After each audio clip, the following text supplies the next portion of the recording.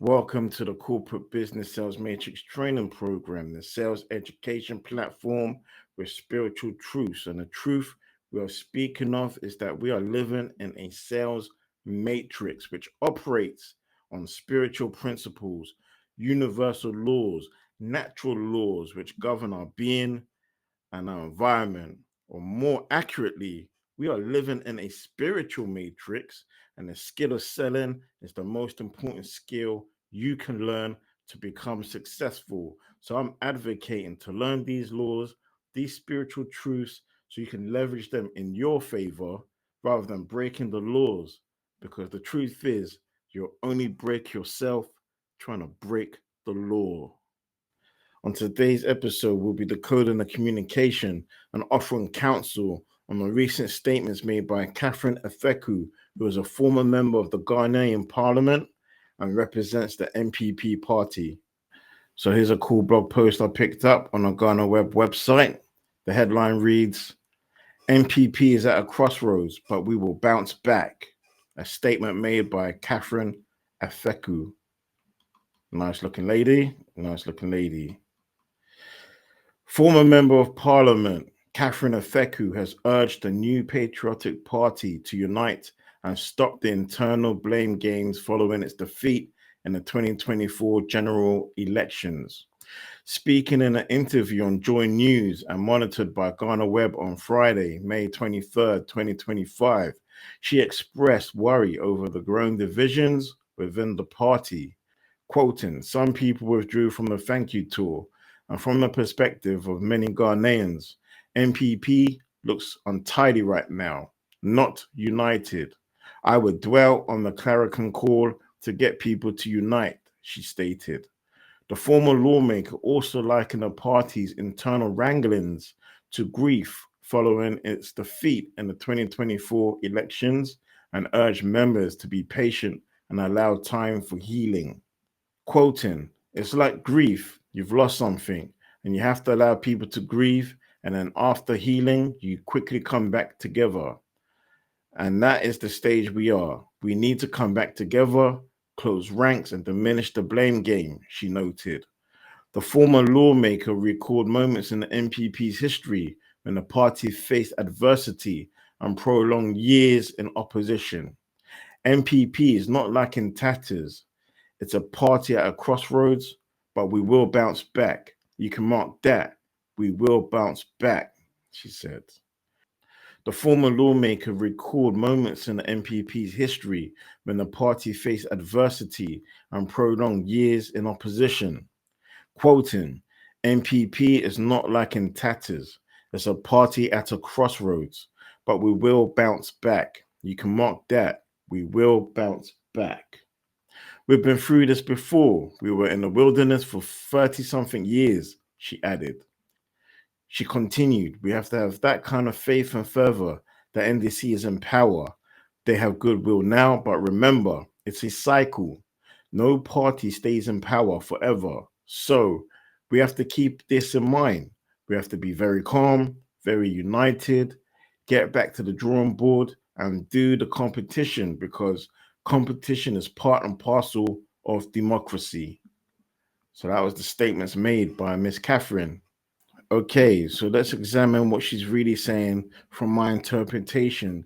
Maybe we can pick up some extra info, whether she's conscious or unconsciously aware of the communication. Looking at the headline, I'm taking it's a value statement on the current state of the NPP party, that they're currently going through some changes, or more specifically, at a standstill on how they can plan to proceed going forward. However, this is a temporary position and the party will return, and imagine the return will be back to victory. Her statements are an expression of her worry of overgrowing divisions within the party, and she encourages the party to reunite after the defeat in the 2024 elections and stop the internal blame games. By party members withdrawing from the thank you tour, it isn't a good look to the public, and the party does look untidy. The rise in internal conflict is due to the embarrassing defeat in the 2024 elections. It's like you're playing for a team and the final whistles is blown, and you've got hammered in the Championship Cup final with a 5-0 margin. You've lost 5-0 or 6-1 or 7-2 or something. And we have to go back to the dressing room now. And the whole team are at each other's throats, letting each other know where each person went wrong, pointing the finger, throwing blame at each other. I think there's going to be a lot of high emotion and, yeah, lots of grief and disappointment. I feel the intention of her statement is to be the voice of reason. It's like the captain or the leader of the team coming in and trying to calm everyone down and enlighten everyone that is normal to be upset, and it will take time to overcome the grief and heal. But as professional sports people are required, as professional MPs, political party members, you are required to quickly bounce back, because in a few days there's another match against the arch rivals of the club or against another party that you have to go at them. So I think that's what she's saying. That's the stage they're at, sitting in the locker room just after losing an important game, moping around, throwing accusations at each other. What they should be doing once things settle down, whether it be the next day or whenever, they should be looking back and analyzing the game, studying what went wrong so they can focus and overcome those challenges. She then goes on to reflect upon a time when the party was in the wilderness for around 30 years.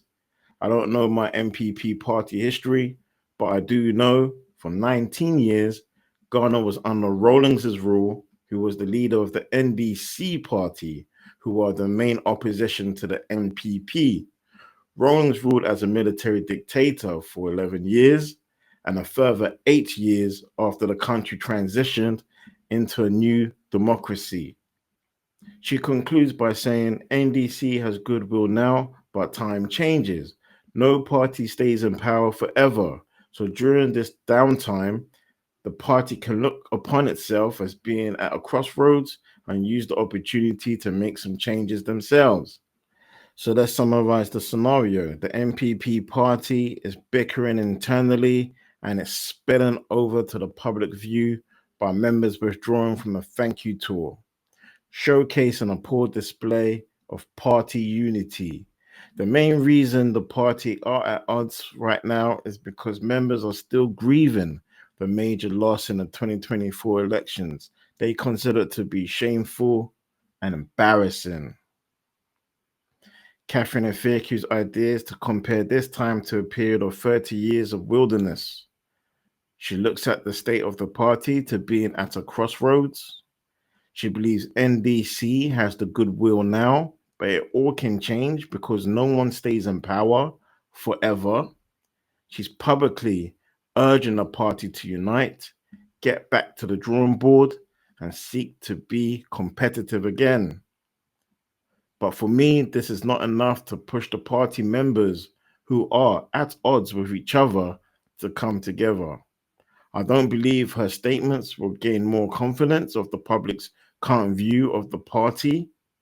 So I have to say, she's out of sync with the principles to accomplish these results. Her efforts will be pushed back to bondage and may frustrate her further due to not being heard and no change taking place immediately. On the other hand, what would I do if I was in this position? The first thing I would do is examine the 2024 elections and accept that if you're getting no's, then you must realize there's something you don't know. And that's Grant Cardone wisdom for you. With regards to the thank you tour, I hope the party is incorporating a feedback tool also, where members are maintaining a professional campaign posture by shaking hands and kissing babies. Nobody should be bickering or withdrawing from the tour. In fact, everybody should be listening to the feedback from the public. You are in the people business. You should be thinking service before selling, giving before getting. As for the 30 years of wilderness, I would change my perception by rewriting the script, the mental map. I would look at the perception of challenging the military dictatorship as a risk to lead to a civil war or to have to plan another coup to overthrow the dictatorship. I would project the high road, the desire to not want that for our country because history is watching. I would say I want the change to be done peacefully and fairly to protect Ghana's reputation of being a peaceful country. I would also say Rawlings winning the first two terms of democratic rule was predictable and expected due to the blatant corruption. He was in a position of power to be unchallenged and putting his people in places of influences for him to regain the democratic power in the first two terms. I agree, MDC has goodwill now. However, I would investigate why. Is it because they are doing anything outstanding, or is it because NPP performed so bad that they were the greater of the two evils at the time? Remember, NPP was on a two-term run and had 8 years of up-to-date scrutiny of government performance for the public to draw from and judge. When Catherine mentions the crossroads, she's correct in saying the party members are still grieving and they should use the time for reflection. But for how long? Just like the match players, before long, they will be forced to suck in the defeat and go back out because they're professionals. Are the MPP members professionals? Yes, the downtime should be used to unite the party. In fact, it should be used to cast out the naysayers and the doubters and replace them with believers and unreasonable fanatics. When getting back to the drawing board, they should review the party message and strategize creatively. They need to use this time to figure out how to be competitive again. They need to come up with win-win policies and figure out how they're going to execute these policies to ultimately regain trust and win the hearts and minds of the people again. You see, with my idea, MPP clearly wins and Ghana clearly wins. This type of communication should be used to boost morale of MPP members and supporters. That's what I'm trying to do. Counsel greatness, not average. I wasn't sold before. I'm definitely sold now. So, what do you think? Do you agree with Catherine's idea or do you prefer my perspective? I would love to see your comments. And if you do decide to comment, please include your reasoning behind your perspective, because I like to know the logic of your conclusion in case there's any extra insight I can add to the research. But don't write no essay. Try keep it concise. And yeah, if you haven't already, make sure you like, share, and subscribe. Until next time, 1-1.